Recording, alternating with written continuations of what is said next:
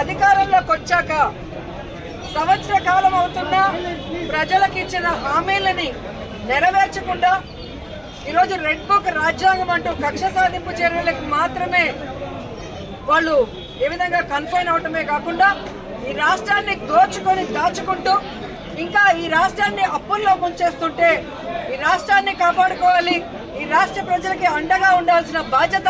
ప్రజా పార్టీ అయిన వైఎస్ఆర్ కాంగ్రెస్ పార్టీకి ఉంది. కాబట్టి ప్రజల తరఫున ఈరోజు ఏదైతే ఈ కూటమి ప్రభుత్వం ప్రజలకి వెన్నుపోటు పొడిచి సంవత్సరం అవుతుందో ఈ జూన్ 4ని వెన్నుపోటు దినంగా మా నాయకుడు జగన్మోహన్ రెడ్డి గారు అనౌన్స్ చేయడమే కాకుండా ఈరోజు రాష్ట్ర వ్యాప్తంగా ప్రజలకి అండగా ర్యాలీలు చేసి అఫీషియల్స్ కి మెమరాండం ఇచ్చి అది ప్రభుత్వానికి అందజేసి వాళ్ళు ఇచ్చిన హామీలని వాళ్ళ మేనిఫెస్టోని నెరవేర్చమని డిమాండ్ చేస్తున్నాం. అవి నెరవేర్చకపోతే వదిలే ప్రసక్తి లేదు అని కూడా ఈ సందర్భంగా హెచ్చరిస్తున్నాం.